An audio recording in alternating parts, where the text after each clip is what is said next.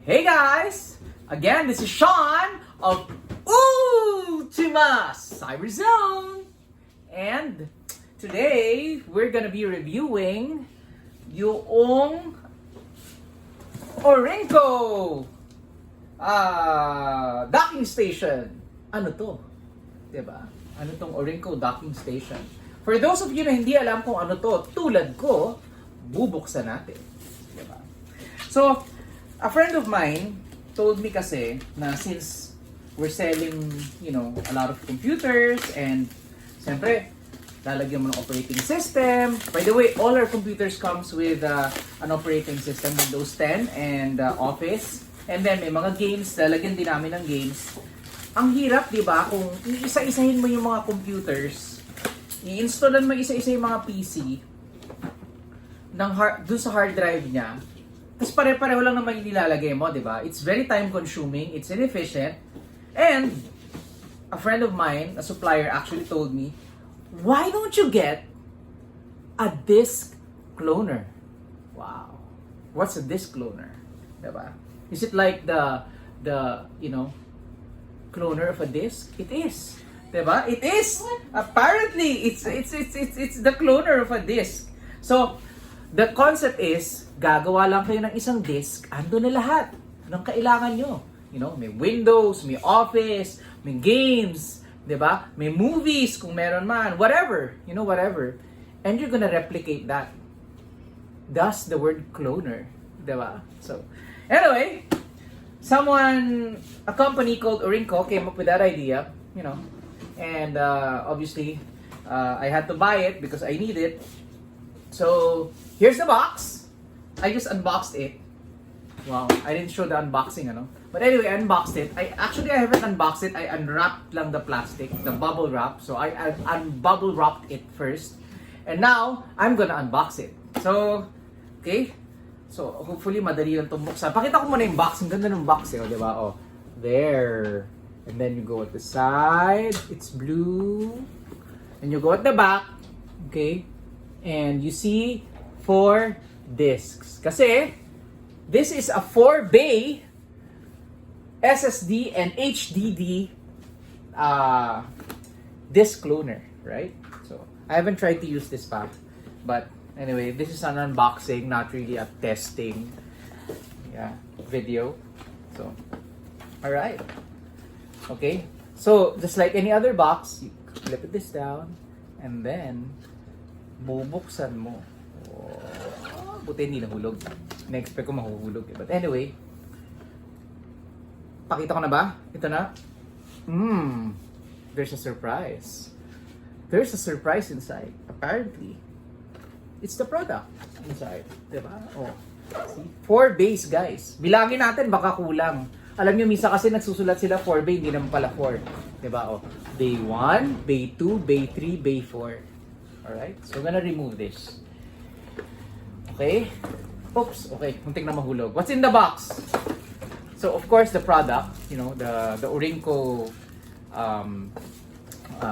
we're gonna unplastic. We're gonna remove the plastic first. Puro ko unplastic, unbox, yeah. Unwind, lahat na lang. Wow, the quality is really good, ha? The plastic, obviously it's made of plastic. It's really good. And yung port sa likod, there is this looks like a mouse. Yeah, it's where you put the mouse. And there's a reset button. There's a start button. Okay. There is a PC and a clone switch. Okay. And I would think this would be the USB 3.0. This is where you connect the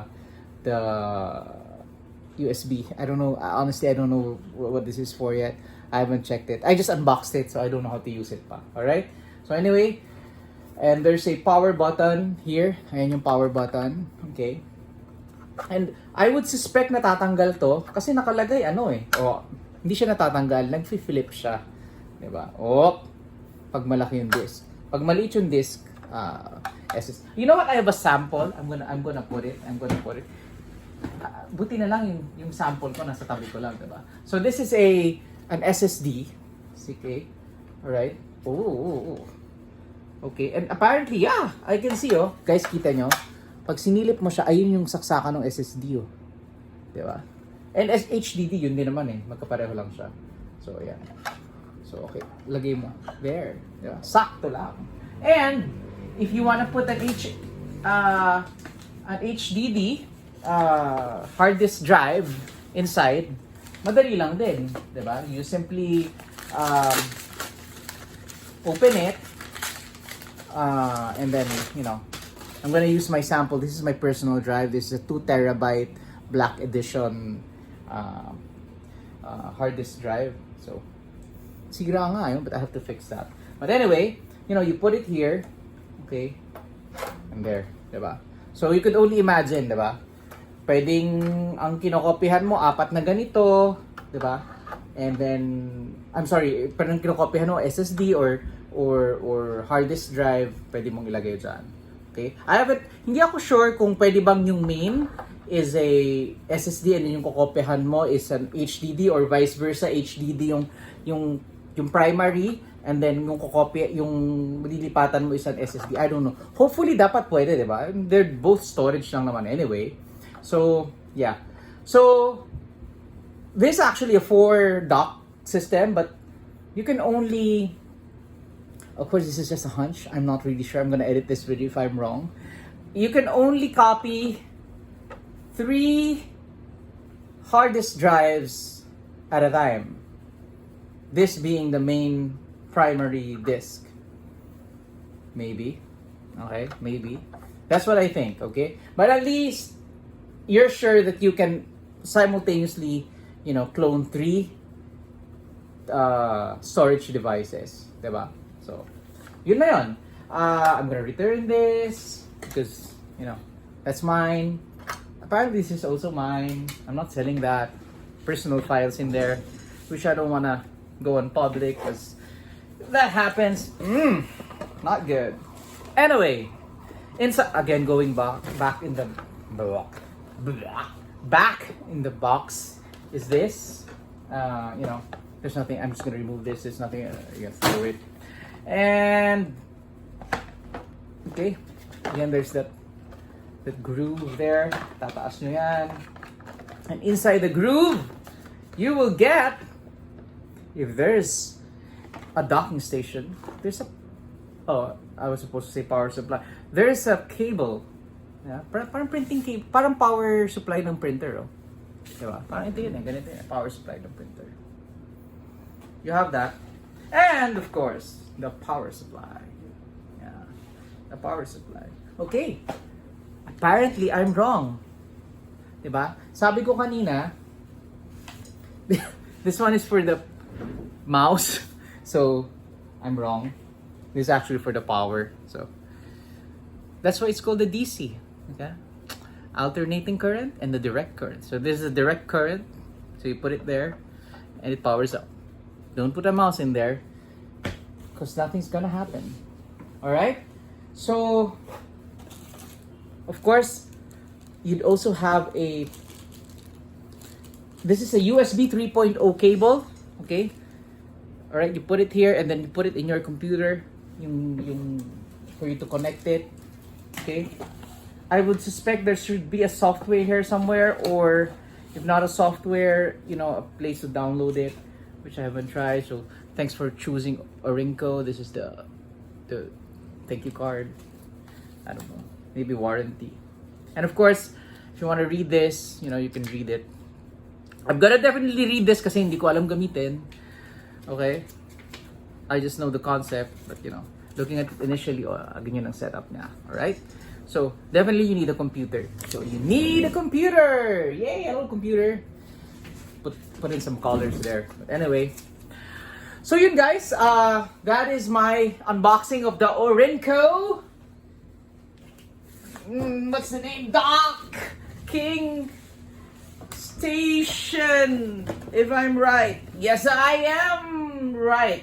It's the Orico Docking Station 4-port. So, let's see how it's gonna pan out. I'm gonna be using this, but I'm very excited to use this. I'm gonna copy a lot of hard disks. Okay, so if you guys want your hard disk copied, okay, well, go buy this one. If not, then, you know, let us copy it for you. So please, please again, I want to remind you, until the 16th, we have a promo. Go to our shop, Ultima CyberZone, at 994 San Andres Street, Malate, Manila. And I'm gonna be using this, you know, hopefully, to copy yung Windows 10 natin, yung ating Office 2019 Pro, and maybe a couple of games, you know. I'm not putting in games pa sa mga disk drives because of this problem, you know. I don't wanna copy everything at the same time, you know. I mean, games and you know, isa ko yun. It's so hard. But with this, guys, punta na kayo, Ultima CyberZone, alright? So, with that, please, guys, please click subscribe button, you know. I'm not sure if there's a subscribe button in Facebook, pero just in case lang, hanapin nyo na lang yung subscribe, di ba? Just find it. Or in YouTube, I'll upload this in YouTube as well. So, guys, please, I need your support. And again, this is Sean of Ultima CyberZone, signing out.